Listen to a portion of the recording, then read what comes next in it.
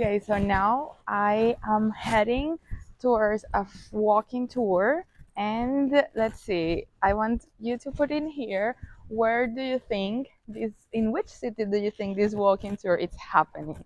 Let's see.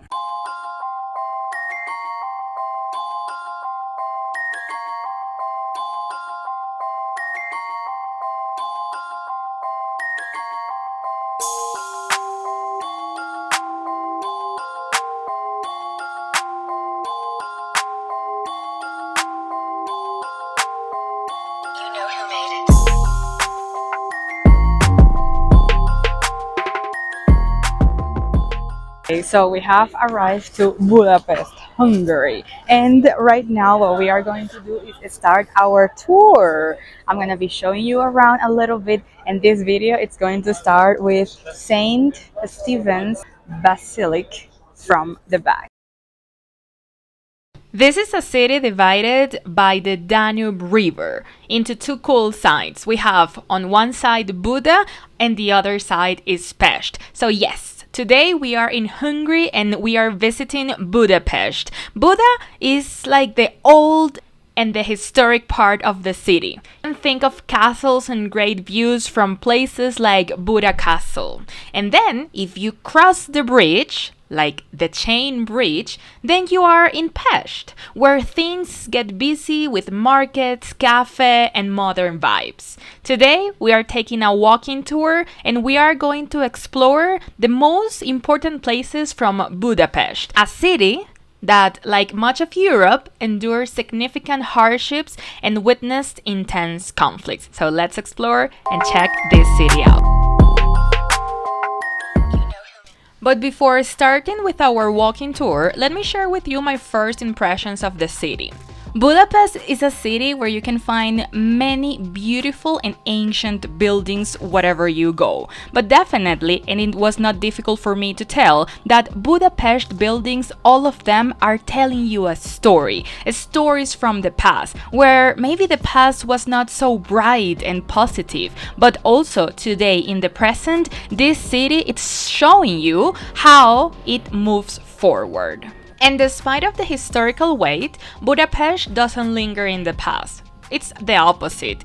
It presents itself as a modern and vibrant city. And my visit coincided with one of the Formula One events, adding an extra layer of buzz and joy to the streets, making the experience in Budapest even more unforgettable. Okay, so right now we are walking in the streets of a new destination. Let me show you around a few places here and there.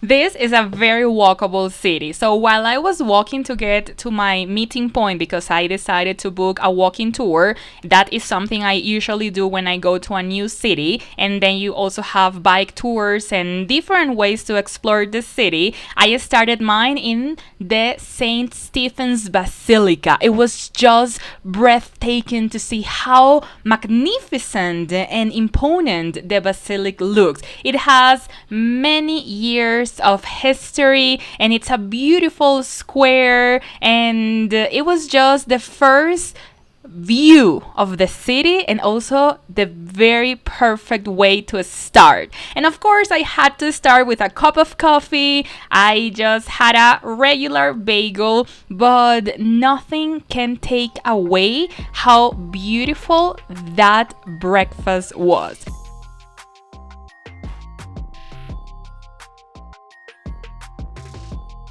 I took my walking tour with Sophie, a Hungarian girl who was teaching us lots of nice and interesting things about Budapest. And like I said before, this is a city divided into two. You have the Buda side and also Pest side.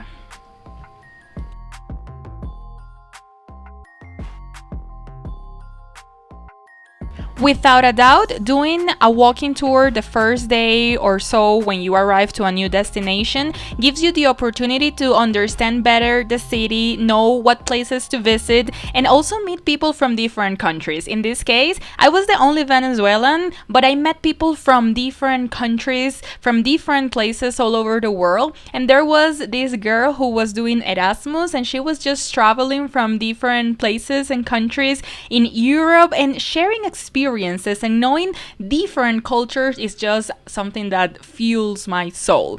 In this case, we are listening about the story of this statue, which used to be a little girl, and the tale says that if you touch her knees, you ask for a wish, the wish will come true. So what would you wish for? And he said that these lion statues are not perfect because they don't have a tongue. The tongue of the lions were missing, and the sculpture was so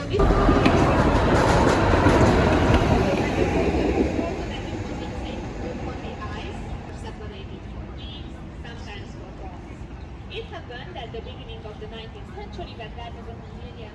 The official language in Hungary is Hungarian. Clearly, I know nothing about it. Apparently, it's a little bit difficult. But today, with the help of Sophie, our tour guide, let's learn something in Hungarian. So it is the Academy of Sciences. Do you have any idea what means magyar? Hungarian. So in other languages, we say, okay. So now I will teach you some easy words and some more difficult words, of course useful ones. I think let's start with the greeting. Hi is an easy and short word in Hungarian. It is szia. Can you try it? Szia. Great. Is that easy? What do you think?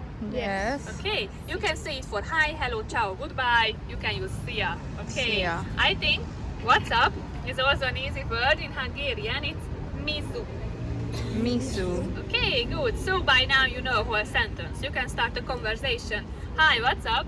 In Hungarian it is szia, misu. Inside you have to visit these three museums, the National Gallery, the National Library, and the Budapest History Museums can be found inside of that building.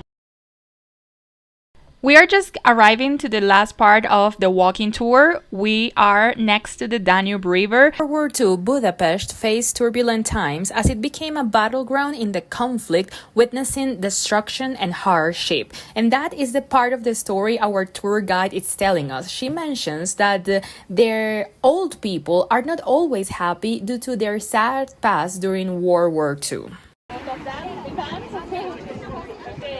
So, if you don't think only about me or my age, but my parents and grandparents' age, are they always happy? A lot of times they are sad. Not every time, of course, but many times they are sad, and we often say that it is because of our sad history and because of our past. Are we talkative or less talkative? What do you think? Do we talk a lot? Not too much. Maybe in English, I agree. But in Hungarian, my grandparents' age, they like. So the Jewish people were taken to this place and they had to stand here where you can see the shoes facing the river, and they were shot into the river so their bodies could fall into the Danube and it could carry their bodies away. Before they were shot into the river, they had to take off their shoes.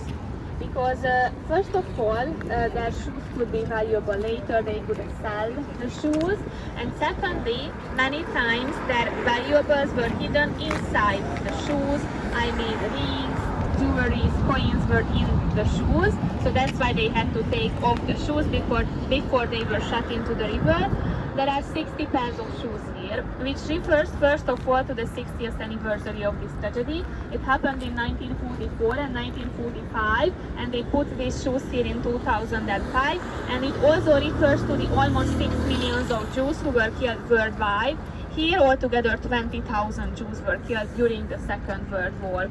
You will see that there are a lot of types of shoes. Bigger ones, smaller ones, men's shoes, women's shoes, even children's shoes, new ones, worn out ones, and it refers to the different individuals who use them. So that's the reason why I think that it is a very touching memory, because you just see the shoes, only shoes, you just see shoes, but you can imagine the different personalities who used the shoes and who were killed here during the Second World War. And there is no doubt that Budapest is a city that is full of enchanting places, beautiful buildings, castles, many things for you to go explore and have fun and enjoy.